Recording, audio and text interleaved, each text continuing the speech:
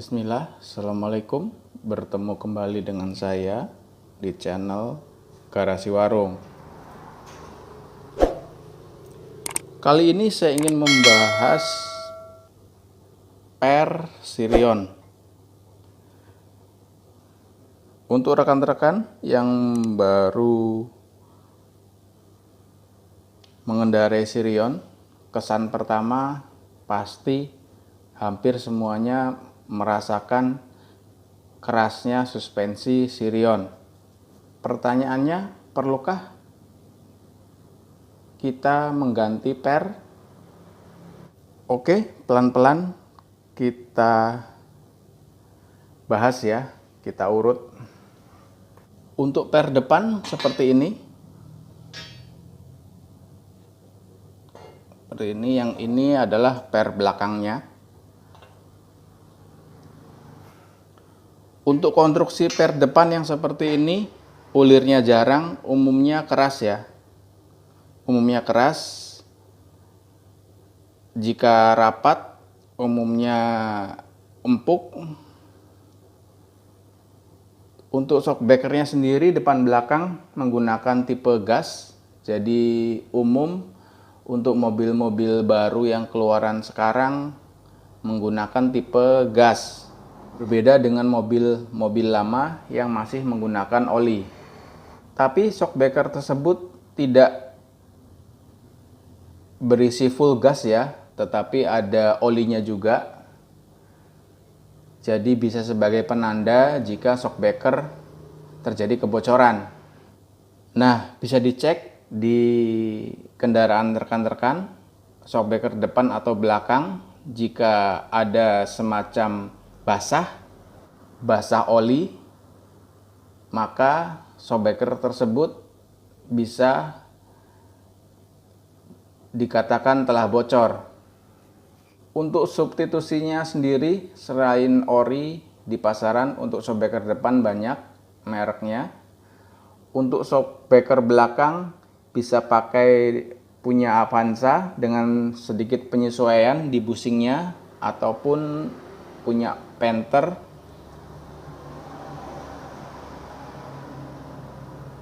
Tapi untuk dimensi shockbreaker belakang, ori dengan Avanza lebih pendek Avanza ya. Shockbreaker orinya lebih panjang. Jadi struktur per yang seperti ini, struktur per depan dikombinasikan dengan shockbreaker tipe gas, membuat suspensi depan terasa kerasnya ya. Dan ini untuk per belakang ya, per belakang.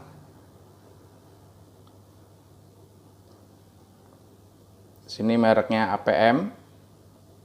Per depan juga sama, APM juga. Untuk per belakang ini menurut saya lemes ya. Jadi saat berkendara sendiri itu space jarak antara ban dengan fender, roda depan dan belakang itu bisa lebih dari 5 jari. Untuk roda belakang jika diisi muatan full, maka langsung ambles. Jadi per belakang ini kalau menurut saya terlalu lemes ya. Mungkin ini sebagai pembalance untuk mengurangi per depan yang keras, jadi per belakang dibuat empuk. Nah, ini cuman hanya sekedar info ya, in my humble opinion. Kenapa suspensi Sirion keras? Ini ya, speedometer ini sampai angka 220. Untuk kelas Sirion 1300 cc. Speedometer ini dari Sirion generasi pertama 2007 sampai dengan yang terakhir Sirion 2018 ya, sampai sekarang itu speedometernya masih tetap seperti ini angkanya 220. Bandingkan dengan yang sekelasnya atau yang di atasnya 1500 cc yang hanya 180. Jadi memang suspensi Sirion ini disetting pabrikan keras. Kelebihannya saat high speed itu stabil. Jadi mobil tidak berasa limbungnya. Dan tentunya pabrikan tidak membuat ini ngasal ya, tetapi berdasar R&D. Nah, untuk R&D-nya Sirion sendiri di Malaysia ya, karena negara asal pembuatnya adalah dari sana, dari Malaysia. Saya pernah mencoba di Sirion saya dulu itu 180 di gigi 4 ya. Jadi itu belum gigi 5. Untuk di gigi 5 sangat mungkin bisa tercapai 220. Jadi memang pabrikan ini tidak membuat mobil ini ngasal ya, tapi memang sudah diperhitungkan segala sesuatunya. Beberapa solusi semisal penggantian per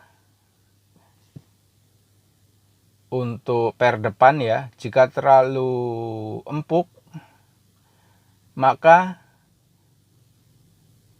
kendaraan tidak stabil ya, terasa mentul-mentul. Itu yang saya rasakan di KR teman saya yang menggunakan per carry. Jadi saat di jalan cor ataupun di jalan bumpy ya, dengan kecepatan 80 sudah terasa limbungnya ya, mentul-mentulnya kerasa. Nah, balik lagi, jadi apa yang saya rasakan mungkin berbeda dengan rekan yang saya rasakan, rekan saya yang memakai per carry tersebut. Jadi tidak bisa disamakan ya. Untuk per ini sifatnya subjektif, antara yang satu dengan yang lain bisa saja berbeda. Untuk rekan-rekan yang merasakan kerasnya suspensi Sirion, solusinya bisa dilakukan penggantian per. Untuk rekan-rekan yang ingin memodifikasi cepernya juga sama, bisa menggunakan per copotan mobil lain dengan dipotong, sesuaikan dengan selera rekan-rekan. Tentunya dengan budget yang murah jika menggunakan per copotan, atau menggunakan lowering kit. Lowering kit ini bervariasi dari yang biasa sampai yang branded. Penggantian per ini seperti yang saya sampaikan tadi, subjektif ya. Jadi antara satu dengan yang lain bisa saja berbeda. Rekan-rekan bisa mendatangi tukang per, cari tukang per yang memiliki koleksi pernya banyak, perjanjian di awal, bisa coba per sampai menemukan per yang dirasa cocok.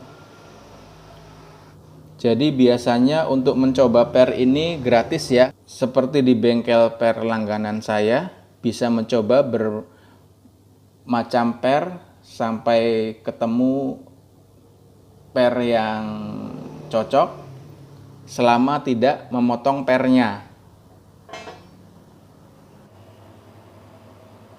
Untuk saya sendiri merasakan memang kerasnya per Sirion ya, kerasnya suspensi Sirion dan lemesnya suspensi belakang Sirion.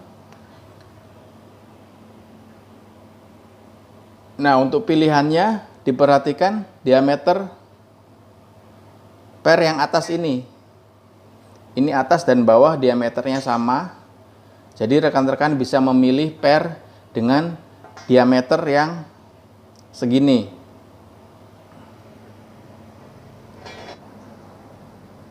Untuk saya sendiri yang sudah saya rasakan itu per SBM. Saya pernah menggunakannya. Reviewnya awal ganti memang terasa perbedaannya. Setelah beberapa bulan pakai terasa seperti per ori ya. Lalu saya ganti untuk per depan ini dengan menggunakan per belakang Grand Civic. Karena per belakang Grand Civic ujung ulirnya mengecil ya, jadi dipotong agar bisa masuk di tatakan per atas Sirion. Itu saya potong sekira bisa masuk saja, nggak salah sekira 1,5 ulir ya. Dipasang di Sirion di roda depan agak turun sekira 3 jari. Lanjut untuk solusi per belakang ya. Per belakang seperti ini. Karakternya sangat empuk sekali. Untuk solusinya bisa dipasang yang namanya karet damper. Karet tersebut dipasang di sela per ini, diikat.